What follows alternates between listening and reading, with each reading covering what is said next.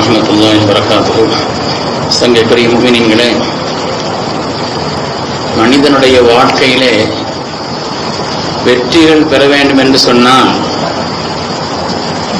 அதற்கு முன்னோடிகளான வெற்றி பெற்றவர்களை நாம் முன்மாதிரிகளாக ஆக்கிக் கொள்ள வேண்டும். வெற்றி பெறுவதற்குண்டான அடிப்படை வெற்றி பெற்றவர்களை முன்னோடியாக ஆக்குவது. அந்த அடிப்படையில் அல்லாஹு தஆலா சய்யிதுனா நபியுல்லாஹி யூசுப் அலைஹிஸ்ஸலாத்து வஸ்ஸலாம் அவருடைய வாழ்க்கையை பல்வேறு கோணங்களில் படிப்பினைகள் இருப்பதாக அல்லாஹு தஆலா சொல்லி காண்பிக்கிறான்.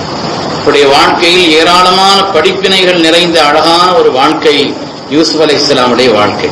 பெருமக்களே, ஒரு தனி மனிதரானாலும் சரி, அல்லது ஒரு குடும்பமானாலும் சரி, ஒரு நாடு, ஒரு தத்துவம், ஒரு செயல், ஒரு குழு, அவைகளெல்லாம் வெற்றி பெற வேண்டும் என்று சொன்னால் சில காரியங்களை ரகசியமாக வைக்க தெரிய வேண்டும், சில காரியங்களை பகிரங்கமாக சொல்லவும் தெரிய வேண்டும். எந்த காரியங்களை ரகசியமாக வைப்பது, எந்த காரியங்களை பகிரங்கமாக ஆக்குவது, எல்லாத்தையும் சொல்லிடவும் கூடாது, எல்லாத்தையும் சொல்லாமல் இருக்கவும் கூடாது. தொழுகைகளிலே சில தொழுகைகள் ஜஹரியான சத்தமிட்டு ஓத வேண்டிய தொழுகைகள், சிலது ரகசியமான அமைதியாக ஓத வேண்டிய தொழுகைகளை போல ஆரம்ப காலகட்டத்தில் இஸ்லாத்தினுடைய தஅவத்தை மக்களிடத்தில் ரகசியமாக கண்மணி நாயகம் ஸல்லல்லாஹு அலைஹி வஸல்லம் செய்தார்கள். அதற்கு பிறகு ஒரு காலம் வந்தது, இனிமேல் பகிரங்கப்படுத்துங்கள் என்று சொன்னார்கள். அதேபோல் சில காரியங்களை சில நேரங்களில் மறைக்க தெரிய வேண்டும், ரகசியமாக வைக்க தெரிய வேண்டும், சில நேரங்களில் அதை பகிரங்கப்படுத்தவும் தெரிய வேண்டும். அப்படி எதை நாம் சொல்ல வேண்டும், எதை சொல்லக்கூடாது, மார்க்கம் அதை நமக்கு சொல்லி காண்பிக்கிறது. அந்த அடிப்படையில் யூசுப் அலைஹிஸ்ஸலாமுடைய வரலாற்றில் சய்யிதுனா யாக்கூப் நபி அலைஹிஸ்ஸலாம் அவர்கள் சொல்வார்கள், என் அருமை மகனே, லா தக்ஸுஸ் ருயாக அலா இஹ்வதிக், நீ கண்ட கனவை உன் சகோதரர்களிடத்தில் சொல்லாதேன்னு சொன்னார். நீ கண்ட கனவுதான் உண்மைதான், செய்தி எல்லாம் சரிதான், ஆனால் உன் சகோதரர்களிடத்தில் சொல்லாதேன்னு சொன்னார். கனவு என்பது இருக்கிறதே, கனவு பத்தி விளக்கமா பேச வேண்டிய விஷயம் அல்ல. கனவு என்பது இருக்கிறதே, நாம நல்ல கனவு கண்டாலும் கூட எல்லாத்திலையும் சொல்லக்கூடாது. முடிச்சு பாக்குற நல்ல கனவு மாதிரி தெரியுது, அன்னைக்கு பூரா ரொம்ப சந்தோஷமா இருக்கு, எழுந்திரிச்ச உடனே எல்லாத்திலையும் சொல்லக்கூடாது. ஸல்லல்லாஹு அலைஹி வஸல்லம் சொன்னாங்க, இல்லா ஹபீபன் அவ் லபீபா, உனக்கு ரொம்ப நேசமான ஆட்கள்கிட்ட சொல்லு, அப்படி இல்லைன்னா அந்த கனவுக்கு விளக்கம் தெரிஞ்ச ஆட்கள்கிட்ட சொல்லு, மற்ற ஆட்கள்கிட்ட சொல்லாதேன்னு சொன்னாங்க. கெட்ட கனவா இருந்தா யார்ட்டையும் சொல்லக்கூடாது, ஹபீப்ட்டையும் சொல்லக்கூடாது, லபீப்ட்டையும் சொல்லக்கூடாது. கெட்ட கனவா இருந்தா யார்ட்டையும் சொல்லக்கூடாது, ஏன்னா அது சொன்னால் அதனால் வரக்கூடிய தீமைகள் இருக்கிறது என்று ஹதீஸ்ல இருக்கிறது. அதனால சில காரியங்களை வெளிப்படுத்த தெரிய வேண்டும், சில காரியங்களை ரகசியமாக வைக்க தெரிய வேண்டும். அது கனவு என்று சொன்னாலும் கூட எல்லா கனவையும் எல்லாத்திட்டையும் சொல்லக்கூடாது என்று கண்மணி ரசூலுல்லாஹி ஸல்லல்லாஹு அலைஹி வஸல்லம் சொன்னார்கள். ஹஜ்ரத் யாக்கூப் அலைஹிஸ்ஸலாம் யூசுப் அலைஹிஸ்ஸலாமுக்கு சொன்ன செய்தியும் அதுவாக அமைந்திருக்கிறது. அருமையான பெருமக்களே, அதே போல மற்றவங்கள்ட்ட சொல்லக்கூடாத செய்திகள், பிறரிடத்துல சொல்லக்கூடாத செய்திகள் இருக்கிறதே, அந்த செய்திகளை பொறுத்தவரையிலே மார்க்கம் நமக்கு சொல்லி தரக்கூடிய காரியம் என்னன்னு சொன்னா, மற்றவங்க நம்மள்ட்ட சொன்ன ரகசியம், ஒரு ஆள் ரகசியம்னு சொல்ற அந்த காரியத்தை யார்ட்டையும் சொல்லக்கூடாது, ரகசியத்தை வெளிப்படுத்தக்கூடாது. அது கடுமையான முறையிலே ஹதீஸிலே கண்டிச்சு வருகிறது.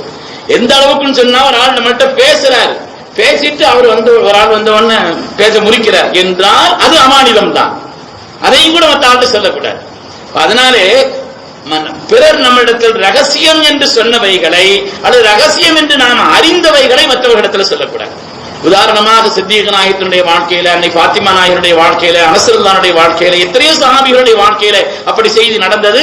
நமக்கு தெரிந்த பிரபலமான செய்தி என்று சொல்வதானால் அருமையானவர்களே, அன்னை ஆயிஷா ரலியல்லாஹு அன்ஹா அவர்கள் சொல்லக்கூடிய ஹதீஸ் தான். ஹஜ்ரத் ஆயிஷா நாயகி ரலியல்லாஹு சொல்கிறார்கள், கண்மணி நாயகம் ஸல்லல்லாஹு அலைஹி வஸல்லம் உடம்பு சரியில்லாம இருந்தாங்க. அந்த நேரத்தில் அக்பலத்து ஃபாத்திமத்து தம்ஷி, அன்னை ஃபாத்திமா ரலியல்லாஹு அன்ஹா அவங்க அந்த இடத்துல நடந்து வர்றாங்க.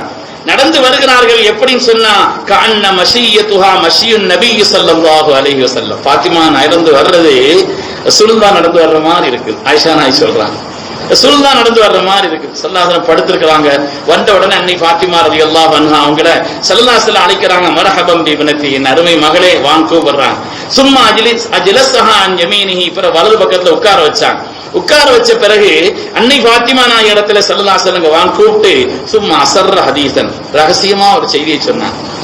சொல்லி முடிச்ச உடனே ஃபாத்திமா நாயகி ரொம்ப அழுக ஆரம்பிச்சிட்டாங்க. ஃபபக்கத், ரொம்ப அழுதாங்க. அதுக்கு பிறகு சும்மா அஸர்ர இலைஹா ஹதீஸன், அப்புறம் ரெண்டாவது கூப்பிட்டு இன்னொரு செய்தியை சொன்னாங்க. சிரிச்சுட்டாங்க பாத்திமா நாயகம் தான். இந்த செய்தியை சொல்லி முடிச்ச பிறகு கொஞ்ச நேரம் கழிச்சு அதற்கு ஆயிஷா நாயகம் கேட்டாங்க, என்னமா முதல்ல சொன்னோன்னு ரொம்ப அழுது, அவர் ரெண்டாவது சிரிச்ச, என்ன செய்தின்னு கேட்கிறாங்க. அதற்கு பாத்திமா நாயகம் அல்லாஹு தஆலா சொல்றாங்க, அது கண்மணி நாயகம் ஸல்லல்லாஹு அலைஹி வஸல்லம் என்னிடத்தில் சொல்ற ரகசியம் அல்லவா, என் அருமை தாயே, நான் எப்படி அந்த ரகசியத்தை வெளிப்படுத்த முடியும் என்று சொன்னார்கள் அன்னை பாத்திமா ரலியல்லாஹு அன்ஹா. ஸல்லல்லாஹு அலைஹி வஸல்லம் இந்த உலகத்தை விட்டு பிரியும் வரை அன்னை பாத்திமா நாயகி அவர்கள் அந்த செய்தியை, அந்த ரகசியத்தை துன்யாவுக்கு சொல்லல.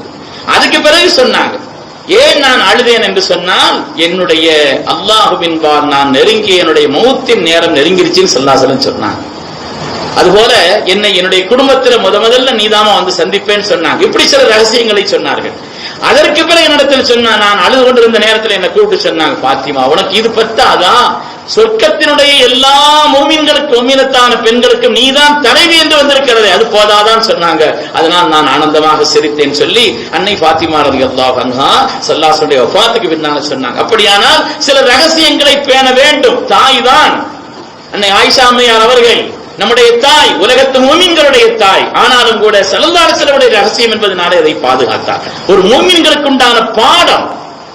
நமக்குன்னு ஒரு வாழ்க்கையிலே ஒரு நெறி இருக்கிறது, எப்படியோ வாழ்ந்து விடுவதல்ல. நம்மிடத்துல ஒரு ஆள் ஒரு ரகசியம் என்று சொல்லிவிட்டால் நாம எந்த காரணத்தை கொண்டும் யாரிடத்தில் இந்த ரகசியத்தை வெளிப்படுத்தக்கூடாது. ஸல்லல்லாஹு அலைஹி வஸல்லம் காதிமாக பணியாளராக இருக்கிறார்கள்.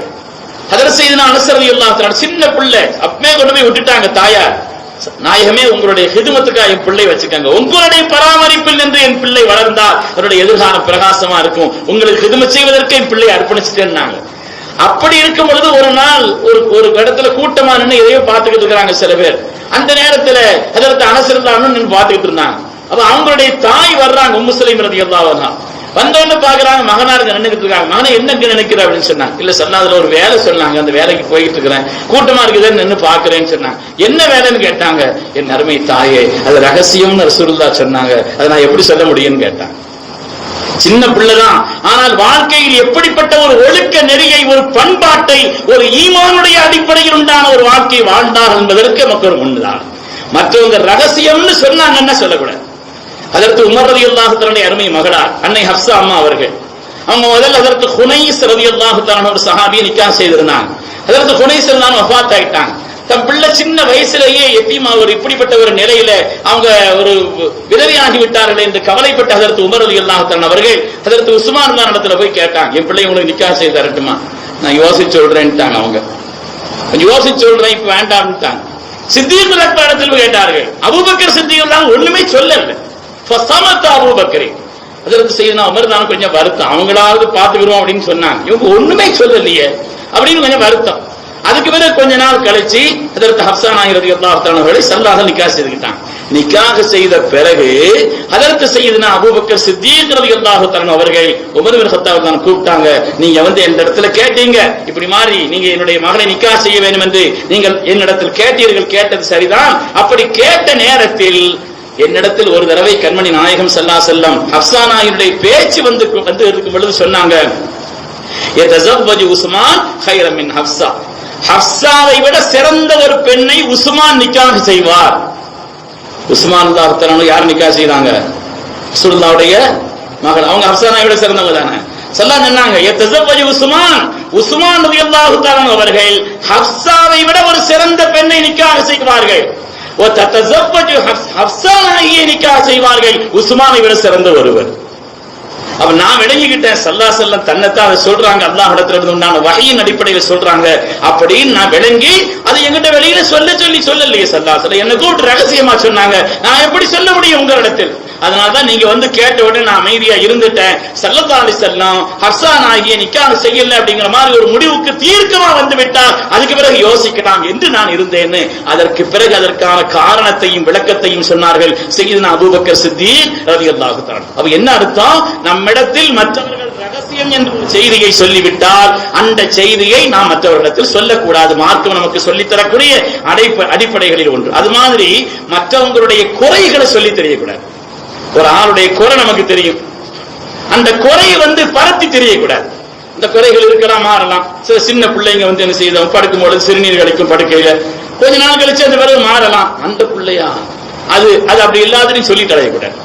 அது குறைகள் என்று தெரிந்தால், ஒரு ஆளுடைய குறையா இருக்குதுன்னா அவங்கள்ட்ட அந்த குறையை சொல்லி நிவர்த்திக்கிறதுக்கான முயற்சி செய்யலாமே தவிர அந்த குறையை நாம மற்றவங்கள்ட்ட பரத்தக்கூடாது. ஸல்லல்லாஹு அலைஹி வஸல்லம் சொன்னார்கள், ஒரு முஸ்லிமான மனிதர் அல்லது ஒரு சகோதரரின் குறைகளை மறைத்தால், ஸல்லல்லாஹு அலைஹி வஸல்லம் அவர்கள் சொன்னார்கள், நீங்கள் மற்றவருடைய குறைகளை மறைத்தால் அல்லாஹ் உங்களின் குறைகளை மறைப்பான் சொன்னார். எவ்வளவு பெரிய பாக்கியம்!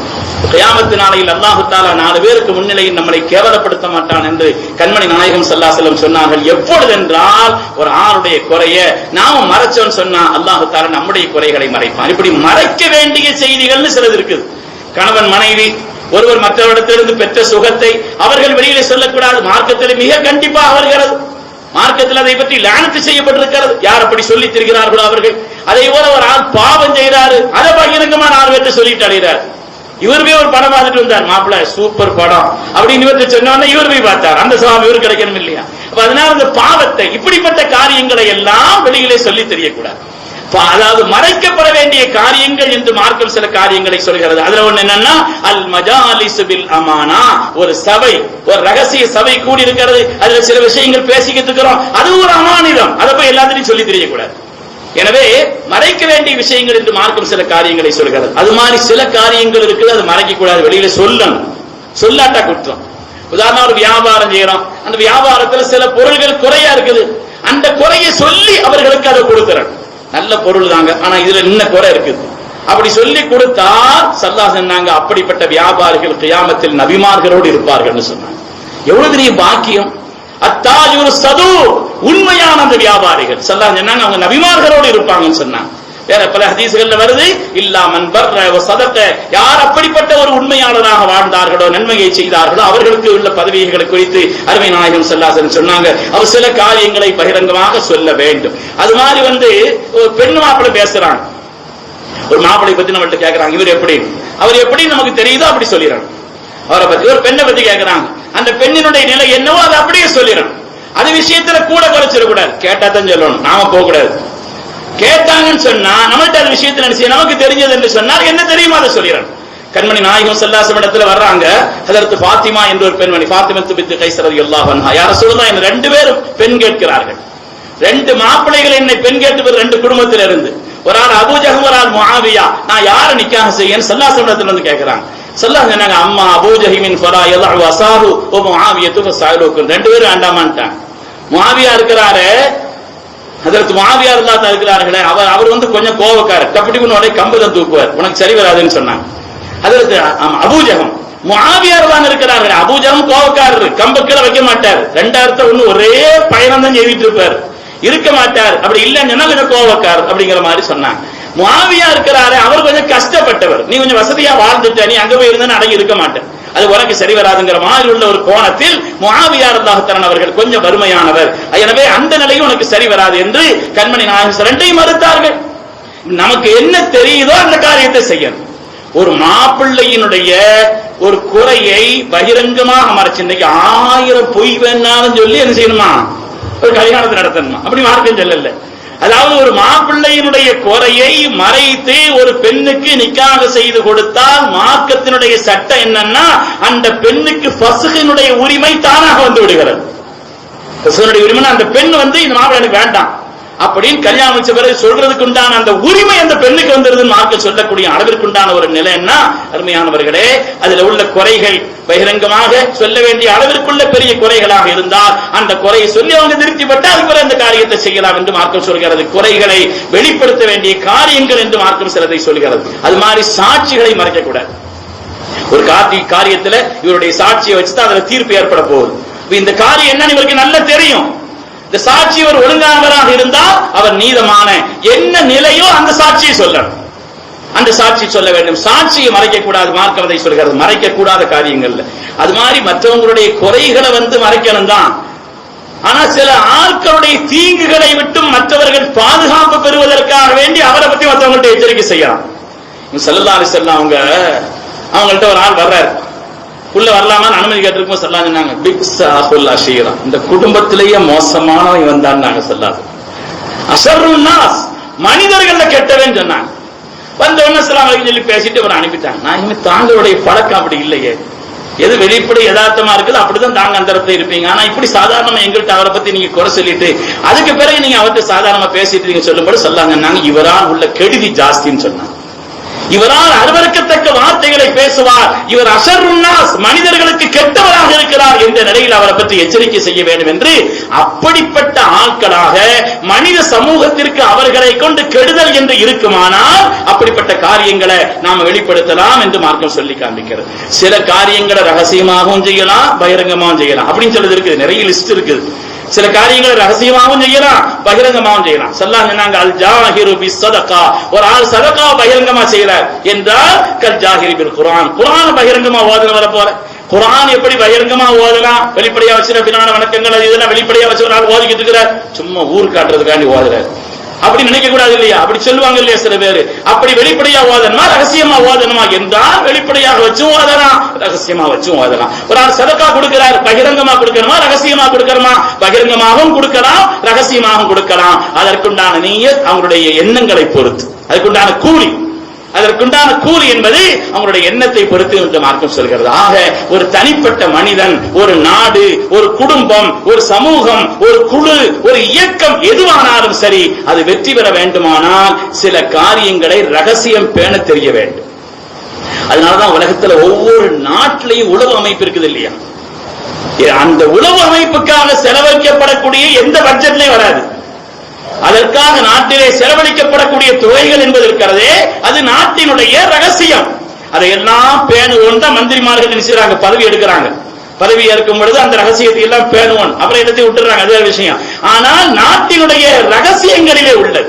ஒவ்வொரு நாடும் அந்த உளவு அமைப்புங்கிறது இருக்குது, அதுக்காக வேண்டி ஏகப்பட்ட செலவழிக்கிறது, எந்த விதமான சந்தேகம் இல்லை. அமெரிக்காவை பொறுத்தவரையில CIA அங்கு உள்ள உளவு அமைப்பு, அது மாதிரி ரஷ்யாவை பொறுத்தவரையில KGB அப்படிங்கிற அந்த ஒரு உளவு அமைப்பு, இந்தியாவை பொறுத்தவரையில ரா, இந்தியாவில உளவு அமைப்புங்கிறது ரா, அது மாதிரி இஸ்ரேலை பொறுத்தவரையில மொசாட் அப்படிங்கிற ஒரு அமைப்பு. இப்படி உலகத்தில் ஒவ்வொரு நாட்டிற்கும் ஒரு ரகசிய உளவு அமைப்பு என்பது இருக்கிறது. அப்ப இந்த நாடு சீராக இருக்க வேண்டுமானால் சில காரியங்களை அதனுடைய ரகசியங்களை போல விளங்கணும். இந்த கூடத்தை போய் யாராவது உட்கார்ந்து இருக்கலாம், யாராவது என்ன செய்யலாம், ரகசியம் அப்படிங்கிற அடிப்படையில் அது நாட்டினுடைய நன்மைக்காக. ஒரு நாட்டுக்கு எதிராக சதி செய்யறாங்களா, திட்டமிடுறாங்களா என்பதை பார்ப்பதற்காக அப்படி என்ன செய்யலாம். ஒரு நாட்டினுடைய உளவு அமைப்புங்கிறது அது உலகத்தில் பரவி இருக்கும், பல நாடுகளில் அதற்காக வேண்டியுள்ள காரியங்களை நடந்து கொண்டிருக்கும். அப்படி செய்யலாமா? நாட்டினுடைய ரகசியத்தை நாட்டினுடைய நன்மைக்காக வேண்டி உளவு அமைப்புங்கிறது செய்யலாம். ஸல்லல்லாஹு கூட நுஐம் இப்னு மஸ்ஊத் ரலியல்லாஹு தஆலா ஒரு சஹாபி, சையதுனா நுஐம் இப்னு மஸ்ஊத் ரலியல்லாஹு தஆலா அவங்களுடைய கூட்டத்தாரில் உள்ள பெரும்பாலானவர்கள் ரசூலுல்லாஹி ஸல்லல்லாஹு அலைஹி வஸல்லம் எதிராக இருந்தாங்க. ஆனா அவங்க இஸ்லாம் ஆயிட்டாங்க. இஸ்லாமான உடனே அதற்கு நுஐம் ரலியல்லாஹு தஆலா ஸல்லல்லாஹு அலைஹி வஸல்லம் சொன்னாங்க, யா ரசூலல்லாஹ் இன்னி கத் அஸ்லம்து, நான் முஸ்லிம் ஆயிட்டேன். ஆனால் வஇன்ன கௌமி லம் யஅலமு இஸ்லாமி, நான் இஸ்லாமானது என்னுடைய கோத்திரத்துல குடும்பத்துல யாருக்கும் தெரியாது.